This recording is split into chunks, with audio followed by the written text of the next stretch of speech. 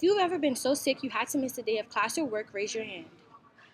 Now, if on the day you were absent, if your professor or your supervisor asked you to bring a doctor's note, raise your hand one more time. For most of us, this is no problem. You or your parents have health insurance, you're able to visit a doctor or hospital, and you're able to receive medical attention along with a doctor's note. But for the 23% of Americans that are left uninsured in the United States, a situation such as this could come with much more dire consequences. When we begin to look at the healthcare system from this perspective, we begin to see just how biased it can be. Today, I'm going to be talking to you guys a little bit about the inequality in the American healthcare system based upon both socioeconomic standing and race. This topic is important because all American citizens should be given the right to medical assistance. In the US, missing one day of work or class can place a person pretty far behind. So in order to ensure that everyone is granted an equal opportunity and able to perform to their maximum capabilities, they should all be able to visit a hospital and to get better as soon as possible. This topic is really important to me because coming from a first-generation American, I have seen firsthand the struggles that citizens from other countries face when having no health insurance. And first, I will be talking a little bit about how the American healthcare system is currently organized. Then I'll be stating some of the negative impacts of being uninsured in the US. And finally, I'll be talking about some of the demographics that are uninsured in the US. As the U.S. continues to attempt to strengthen its healthcare system, the current system has led to millions of citizens left uninsured each year. Unlike most countries which provide universal healthcare coverage, such as Japan, the U.S. goes about it with a slightly different approach. We're typically insured through different sectors, including private businesses, our personal savings, or through an employer. According to the Kaiser Family Foundation, under the Affordable Care Act, the number of uninsured individuals went from 44 million to 28 million by the end of 2016. So it's pretty evident that the Affordable Care Act has increased the gap, but there's still a gap left. There are numerous reasons why a lot of citizens are still left uninsured in the U.S. Some of these reasons include the fact that Medicare can only be granted to individuals that are older than 65, whereas Medicaid can only be provided to individuals who fall below the poverty line. As a result, middle-class individuals and young adults pretty much fend for themselves while attempting to find healthcare coverage through something else.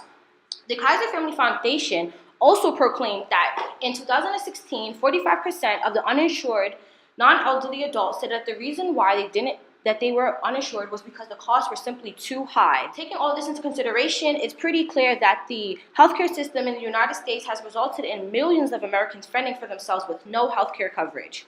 The citizens living in the U.S. without healthcare coverage face numerous negative impacts upon their quality of living. Students whose parents are unable to afford healthcare typically have their academic performance impacted. The students often get sick, they're unable to visit a doctor, so their parents come up with home remedies, and instead of getting a checkup, the sickness often increases. So what began as a cold can now lead to a flu, which will now lead to a higher medical bill.